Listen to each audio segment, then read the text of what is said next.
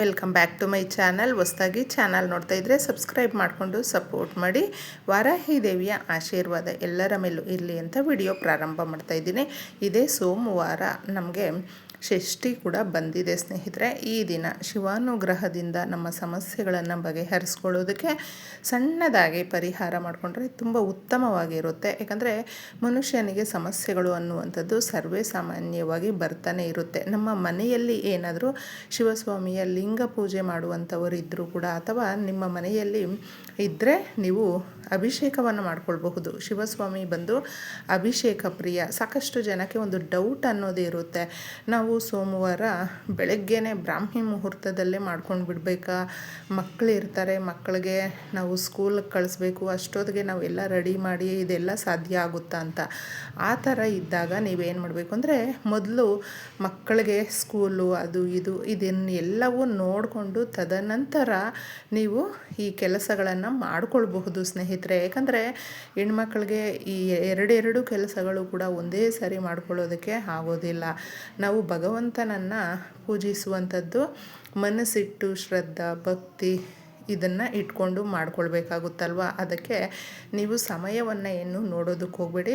ಮೊದಲು ಮಕ್ಕಳಿಗೆ ಸ್ಕೂಲ್ಗೆ ಕಳಿಸ್ಬೇಕು ಅಥವಾ ನೀವು ಆಫೀಸ್ಗೆ ಹೋಗಬೇಕು, ಈ ಥರ ನಮಗೆ ಇರುತ್ತಕ್ಕ ಅಂತ ಹೇಳಿದ್ರೆ ತೊಂದರೆನೇ ಇಲ್ಲ. ಅದನ್ನೆಲ್ಲ ಮುಗಿಸ್ಕೊಂಡು ನೀವು ಸಮಯ ಮಾಡಿಕೊಂಡು ತದನಂತರ ಈ ಪರಿಹಾರಗಳನ್ನು ಪೂಜೆಯನ್ನು ಮಾಡಿಕೊಳ್ಬಹುದು. ಸಾಕಷ್ಟು ಜನ ಪ್ರತಿನಿತ್ಯ ತಲೆಗೆ ಸ್ನಾನ ಮಾಡಿಕೊಂಡೇ ಪೂಜೆ ಮನೆಗೆ ಹೋಗಬೇಕು ಅನ್ನುವಂಥ ಒಂದು ಇದರಲ್ಲಿರ್ತಾರೆ. ಆ ಥರ ಏನೂ ಇಲ್ಲ. ಹೆಣ್ಮಕ್ಳಿಗೆ ಯಾವಾಗಲೂ ಅಷ್ಟೇ ಡೈಲಿ ತಲೆಗೆ ಸ್ನಾನ ಮಾಡ್ಕೊಳ್ಬೇಕು ಅನ್ನುವಂಥದ್ದು ಇಲ್ಲ.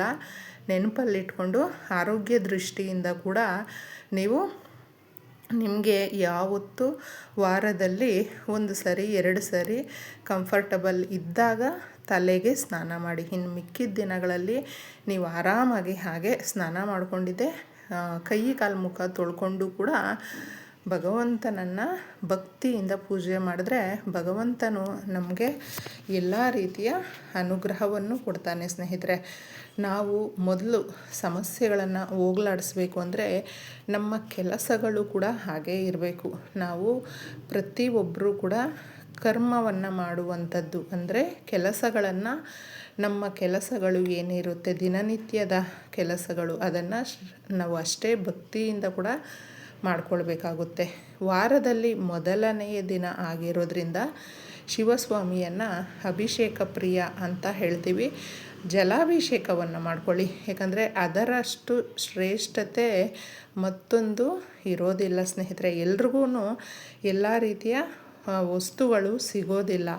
ಆದರೆ ನಾವು ಪ್ರತಿನಿತ್ಯ ಜಲ ಅನ್ನುವಂಥದ್ದು ಇದ್ದೇ ಇರುತ್ತೆ, ನೀರು. ಅದಕ್ಕೆ ಭಕ್ತಿಯಿಂದ ಜಲಾಭಿಷೇಕ ಮಾಡಿಕೊಂಡ್ರೆ ಎಲ್ಲ ರೀತಿಯ ಸಮಸ್ಯೆಗಳು ಮನೆಯಲ್ಲಿ ನಮಗೆ ಆರೋಗ್ಯ ಸಮಸ್ಯೆಗಳು, ದುಡ್ಡು ಕಾಸಿನ ಸಮಸ್ಯೆಗಳು ಏನೇ ಇದ್ದರೂ ಕೂಡ ಅದು ನಮಗೆ ಒಂದು ಸಾಧಾರಣವಾಗಿ ಪ್ರತಿಯೊಬ್ಬರಿಗೂ ನಮ್ಮ ಕೈ ಮೀರಿ ಸಮಸ್ಯೆಗಳನ್ನು ತಂದುಕೊಂಡಿರ್ತೀವಿ. ಆಗ ಭಯಪಡದೆ ನಾವು ಕೆಲಸವನ್ನು ಮಾಡುತ್ತಾ ಈ ಪರಿಹಾರಗಳನ್ನು ಮಾಡಿಕೊಳ್ಬೇಕು. ಷಷ್ಠಿ ಆಗಿರೋದ್ರಿಂದ ಎಷ್ಟೋ ಜನಕ್ಕೆ ಮಕ್ಕಳಾಗದೇ ಇರ್ತಾರೆ, ಅಂದರೆ ದಂಪತಿಗಳು ಅಂತಹವರು ನಿಮಗೆ ಹತ್ತಿರದಲ್ಲೇ ಸುಬ್ರಹ್ಮಣ್ಯ ಸ್ವಾಮಿ ದೇವಸ್ಥಾನ ಇದ್ದರೆ ಅಥವಾ ಹಳ್ಳಿಗಳಾದರೆ ಹುತ್ತ ಇದ್ದೇ ಇರುತ್ತೆ ಸ್ನೇಹಿತರೆ. ಹುತ್ತದ ಹತ್ರ ಹೋಗಿ ಪೂಜೆಯನ್ನು ಮಾಡ್ಕೊಂಡು ಬರುವಂಥದ್ದು. ಹಾಲನ್ನೆಲ್ಲ ಕೂಡ ಹುತ್ತಕ್ಕೆ ಹಾಕಿ ತುಂಬ ಆ ಜಾಗವನ್ನೆಲ್ಲ ತೇವ ಮಾಡಿಬಿಡ್ತಾರೆ. ಆ ಥರ ಮಾಡೋದಕ್ಕೆ ಹೋಗಬೇಡಿ. ಯಾಕಂದರೆ ಹಾಲನ್ನು ಯಾರಿಗಾದರೂ ಬಡ ಮಕ್ಕಳಿಗೆ ಕೊಟ್ಟರೂ ಕೂಡ ಭಗವಂತನ ಆಶೀರ್ವಾದ ಸಿಗುತ್ತೆ. ನಾವು ಬರೀ ಪೂಜೆಗಳನ್ನೇ ಮಾಡಿಕೊಂಡಿದ್ರೂ ಕೂಡ ನಮಗೆಲ್ಲ ರೀತಿ ಒಳ್ಳೆಯದಾಗುತ್ತೆ ಅಂತಲ್ಲ. ನಮ್ಮ ಕೈಯಲ್ಲಿ ಏನು ಸಾಧ್ಯ ಆಗುತ್ತೆ ನೋಡಿ, ಅದನ್ನು ಕೂಡ ನಾವು ದಾನ ಧರ್ಮದ ರೂಪದಲ್ಲಿ ಕೊಟ್ಟಾಗ ಅವರ ಮನಸ್ಸು ಎಷ್ಟು ಚೆನ್ನಾಗಿ ಆ ಒಂದು ಆಶೀರ್ವಾದ ಕೊಡುತ್ತೆ ಅಂತ ಹೇಳಿದ್ರೆ ಭಗವಂತನೇ ನಮಗೆ ಆಶೀರ್ವಾದ ಕೊಡ್ತಾನೆ ಅನ್ನುವ ರೀತಿಯಲ್ಲಿ. ಅದಕ್ಕೆ ಸೋಮವಾರ ಷಷ್ಠಿ ಕೂಡಿ ಬಂದಿರೋದ್ರಿಂದ ನೀವು ನಿಮ್ಮ ಸಮಯವನ್ನು ನೋಡಿಕೊಂಡು ಮನೆಯಲ್ಲಿ ದೀಪಾರಾಧನೆ ಮಾಡಿ. ಹಾಗೆ ವಾರ ಪೂರ್ತಿ ನಮಗೆ ತುಂಬಾ ಚೆನ್ನಾಗಿರುತ್ತೆ ಈ ಥರ ನಾವು ಮಾಡಿಕೊಂಡಾಗ. ಭಗವಂತನಿಗೆ ದೀಪಾರಾಧನೆ ಮಾಡ್ತೀವಲ್ವ ಮನೆಯಲ್ಲಿ, ಆಗ ಒಂದು ಪಾಸಿಟಿವ್ ಎನರ್ಜಿ ಅನ್ನೋದು ನಮಗೆ ಸಿಗುತ್ತೆ. ನಾವು ಏನು ಕಳ್ಕೊಂಡಿರ್ತೀವಿ ನೋಡಿ, ಅದು ಎಲ್ಲವೂ ಕೂಡ ನಮಗೆ ಒಂದು ರೂಪದಲ್ಲಿ ಸಮಾಧಾನಕರ. ಅಂದರೆ ಏನೇ ಕಳ್ಕೊಂಡಿದ್ರೂ ಭಗವಂತನು ನಮಗೆ ಇನ್ನೊಂದು ರೂಪದಲ್ಲಿ ಕೊಡ್ತಾನೆ ಅನ್ನುವಂಥದ್ದು. ಅದಕ್ಕೆ ಅದರ ಜೊತೆ ಈ ಪರಿಹಾರವನ್ನು ಸಣ್ಣದಾಗಿ ಮಾಡಿಕೊಳ್ಳಿ. ಒಂದು ಕಾಗದವನ್ನು ತಗೊಂಡು ನಾವು ಇದರಲ್ಲಿ ತಿಳಿಸುವಂಥ ವಸ್ತುಗಳು ನಮ್ಮ ಮನೆಯಲ್ಲೇ ಇರುವಂಥದ್ದು. ನಮ್ಮ ಹಿರಿಯರು ಆಗಿನ ಕಾಲದಲ್ಲೆಲ್ಲ ಕೂಡ ರಹಸ್ಯವಾಗಿ ಮಾಡ್ಕೊಳ್ತಾ ಇದ್ದರು ಸ್ನೇಹಿತರೆ. ಹಣಕಾಸಿನ ಸಮಸ್ಯೆಗಳಿಗೆ ನಾವು ಒಂದೇ ₹1 ಕಾಯಿನನ್ನು ತಗೊಳ್ಬೇಕು.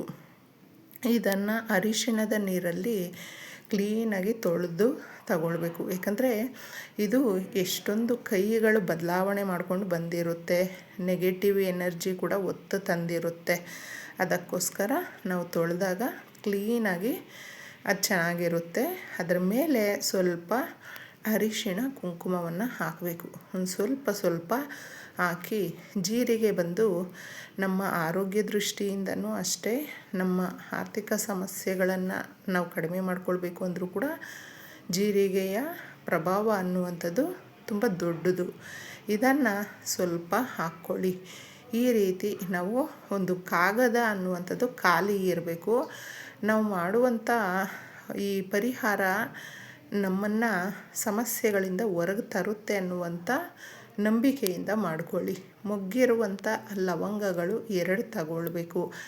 ಲವಂಗಗಳು ಬಂದು ನಮಗೆ ಏನು ಕೆಲಸಗಳು ನಿಂತಿರುತ್ತೆ ನೋಡಿ, ಅವುಗಳನ್ನು ಸರಾಗವಾಗಿ ನಡೆಯೋದಕ್ಕೆ ಒಂದು ದಾರಿ ಕೊಡುತ್ತೆ, ನಮಗೆ ಒಂದು ಶಕ್ತಿಯನ್ನು ಕೊಡುತ್ತೆ.